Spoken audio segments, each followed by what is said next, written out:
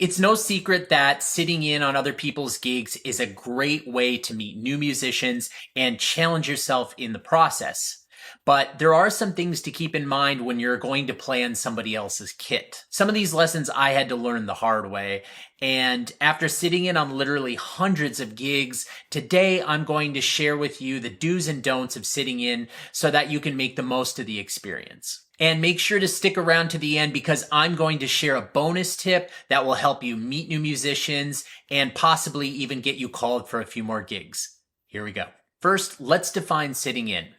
A common practice for many bands is to let other musicians sit in for a song or two during a show as a way to mix things up and showcase new talent. This is different than when you are subbing for another drummer and you have to learn the whole set list for one gig or a string of shows. When you sub, you likely will be able to learn the music ahead of time and even play your own equipment. Sitting in with a band might involve playing a song you aren't familiar with live in front of an audience while you deal with a drum set that you aren't used to. Let's face it, sitting in can be a downright frightening experience. And as drummers, we might have it the most challenging of all the instruments. Most guitar and bass players are able to bring their own instruments when they sit in.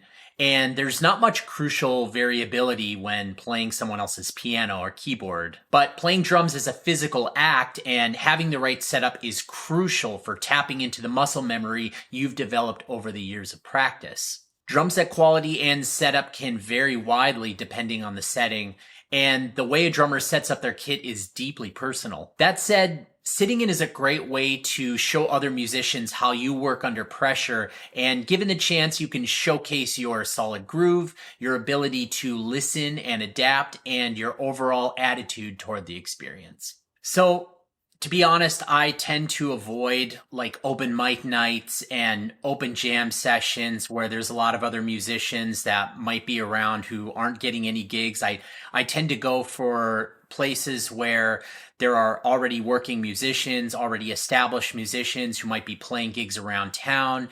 And those are the people I try to network and play with. It's important to try to level up your playing and level up your networking by working with other people who are dedicated to their craft and are trying to play better. Now, if you don't know any of the musicians and you don't know the drummer, first thing is to try to introduce yourself to the drummer on a set break and let them know that you play and that you're interested in sitting in. If you're not comfortable doing that at first, if this happens to be a weekly gig, maybe go see a show one week and observe and then come back once you get the lay of the land and try to figure out a way to meet some of the musicians and let them know you play drums. That way you start to become familiar to everybody and they're going to be more comfortable letting you sit in. It's totally okay to ask. In my experience, most drummers are gracious and willing to let you sit in, but remember, it's probably a paid gig and their reputation is on the line, so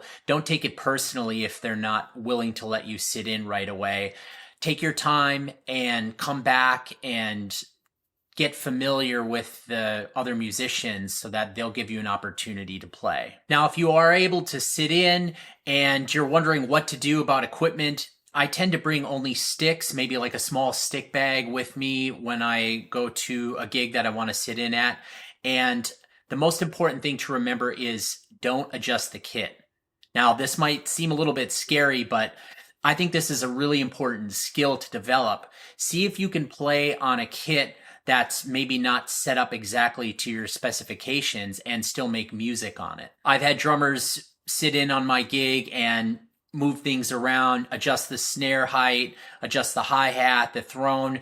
And when you have to come up and play, if it's not at the end of a night that somebody is sitting in, I have to then go and rearrange the kit to be able to play again, and it can really slow down the process, and everybody in the band is staring at you and going, hey, let's play, and you're having to reset the kit. It's just not a good look. If you know the drummer already or it feels right, you can ask politely to maybe adjust the snare height a little bit or the throne or the hi-hat just to make sure that you're comfortable. I've sat in on kits where it was almost virtually impossible for me to play. Maybe the drummer was a lot shorter than me or even a lot taller, and the setup was just impossible for me to get like a real rim shot or to be able to reach one of the pedals. So oftentimes I'll ask if it's okay to adjust. But if they say no, I just move on and I try to make the best of it. Another thing to keep in mind is to be respectful of the equipment that you are playing on.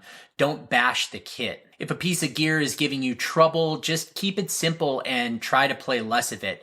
You'll be better off playing less anyway, as a general rule. I've seen high-level pros sitting in on gigs and they go up and they're bashing on the kit and they're breaking sticks, much to the chagrin of the drummer that's watching them damage their kit. Some things to keep in mind when you are sitting in and playing with other musicians, especially if you're not familiar with the music. It's important to still try and play with some authority and some confidence. You can get the tempo of a tune from somebody else in the band and maybe even count it off by clicking your sticks together. Try not to play over the top unless you're asked to take a drum solo and maybe showcase some of your chops. Otherwise, it's best to err on the side of keeping things simple. Try to be supportive and showcase others with your playing. Make sure to keep your eyes open and pay attention for quick changes and anything that might be unexpected. A great example of this is Chad Smith sitting in on my gig. I did a video about that, which you can watch here. A lot of drummers tend to close their eyes while they're playing and zone out, and I find that can really get you in trouble when you're sitting in on somebody else's gig. So keep your eyes open, look around, try to see who's leading the charge. It could be the bass player, it could be the guitar player, it could even be the singer, and keep your eyes locked on them so that you can make sure and transition together into different parts of a song or even a new song altogether. Make sure to stay on your toes and listen and try to make others sound better. Now, when you sit in, it's important to try and not show up the other drummer. Have some class. Go there and make the music feel good, make the band feel good. A good rule of thumb is to assume that you're probably only going to play one song. And when the song's over, just get up and try to leave. If they want you to play more, they'll generally ask you to, or the drummer might wave you on and go ahead and play another song. And at that point, it's okay for you to continue. But I've found that generally just playing one song, going up there and knocking it out of the park and leaving is a really good strategy overall. Sitting in is such a great way to network. People want to see how you will drum under pressure, under not so great circumstances.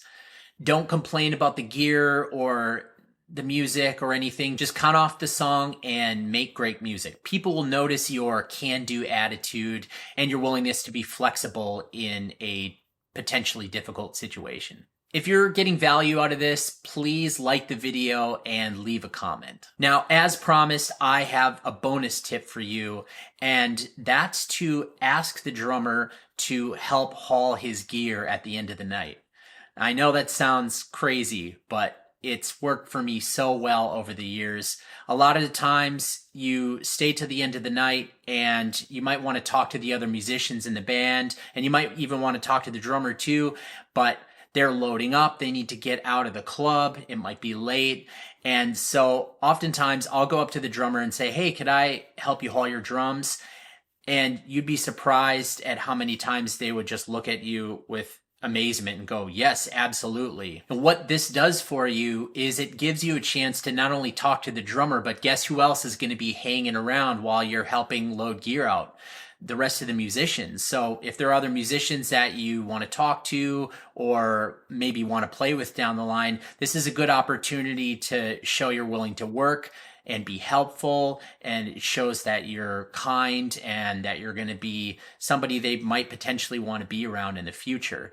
If you're staying around after a gig and you're not helping out and you're just lingering, they might look at you and go, why are you here? Why are you just hanging around? Doesn't give you a reason to be in the room.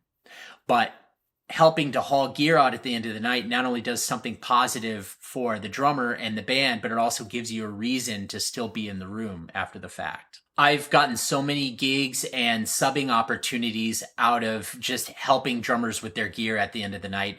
It's absolutely one of the best ways to network at the end of a gig and do something nice in the process. So let me know in the comments if you got some value out of this. Also, if you'd like some of my best tips and tricks for tuning your drums, then I'd invite you to download my PDF drum set tuning guide. It's chock full of all of my best tips and tricks, and it's completely free. I think you're going to love it. Just follow the link in the description to download the guide. Let me know in the comments what some of your tips for sitting in are. I'd be curious to know. Let's keep the conversation going. And if you enjoyed this video, you'll probably like this video I did about how to network for introverts. Go check that out, and also make sure to subscribe for all my latest videos, and I'll see you on the next one.